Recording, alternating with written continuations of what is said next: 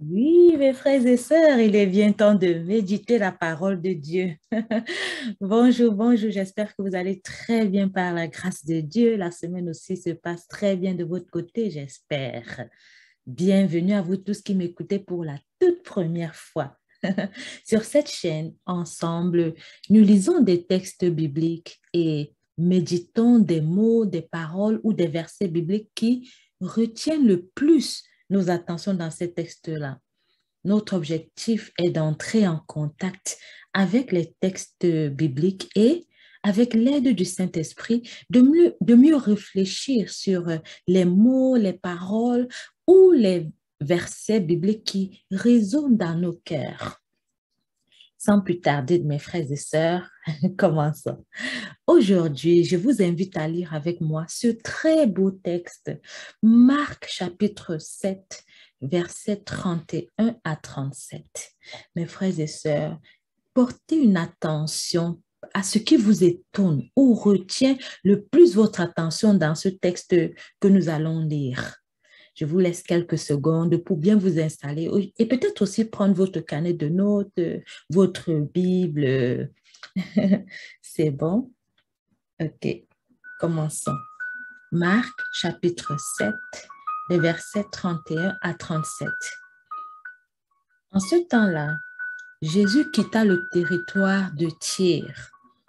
Passant par Sidon, il prit la direction de la mer de Galilée et alla en plein territoire de la Décapole. Des gens lui amènent un sourd qui avait aussi de la difficulté à parler et supplie Jésus de poser la main sur lui. Jésus l'amena à l'écart, loin de la foule, lui mit les doigts dans les oreilles et, avec sa salive, lui toucha la langue. Puis, les yeux levés au ciel, il soupira et lui dit, Ephata, c'est-à-dire ouvre-toi. Ses oreilles s'ouvrirent, sa langue se délia et il parlait correctement.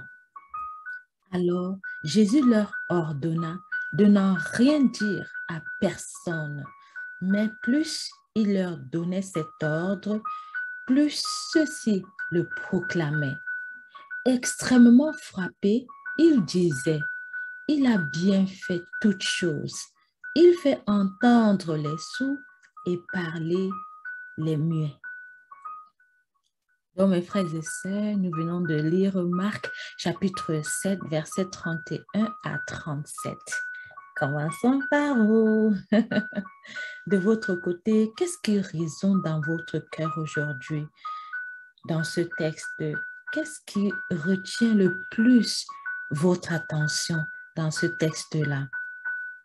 J'espère que vous avez fait beaucoup de découvertes. Vous pouvez mettre la vidéo ici, réécouter ou relire ce texte de Marc chapitre 7, des versets 31 à 37.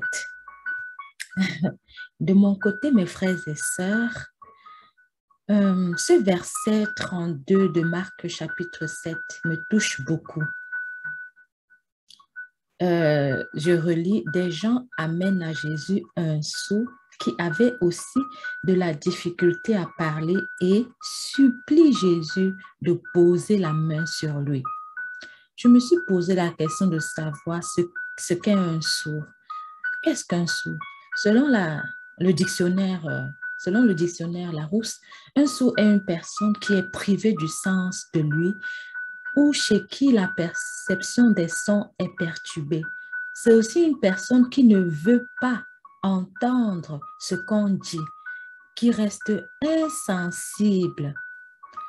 Le verset 32 nous dit que ce sourd avait aussi de la difficulté à parler.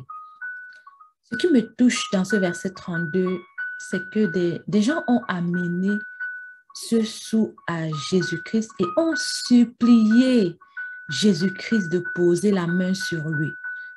Waouh, quelle gentillesse de la part de ces gens-là. Est-ce que ces gens-là connaissaient ce sourd-là? Est-ce que c'était les membres de sa famille?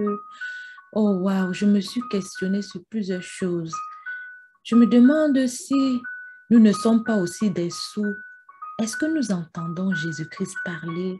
Est-ce que nos oreilles sont fermées à l'appel de Jésus-Christ? Est-ce que nous avons de la difficulté à parler à Jésus-Christ? Aussi, est-ce que des personnes autour de nous ou qui partagent notre quotidien nous amènent à Jésus-Christ? Est-ce que ces personnes le supplient de poser la main sur nous? Est-ce que nous aussi, nous amenons à Jésus-Christ les personnes qui sont sourdes ou bien qui ont de la difficulté à parler? Est-ce que nous supplions le Seigneur Jésus-Christ de poser la main sur eux? Oh, wow, ce verset 32 me touche beaucoup, mes frères et sœurs. Je vous laisse sur la réflexion de ce verset ou d'autres versets qui ont touché votre attention. Prenons quelques minutes pour prier, faire appel à Jésus-Christ, lui parler et écouter le Saint-Esprit nous transmettre son message de paix. Vous pouvez écrire vos découvertes en commentaire si vous le voulez bien. Excellente semaine bénie sous la protection de Dieu le Père Tout-Puissant. On se retrouve la semaine prochaine, mes frères et sœurs. Merci.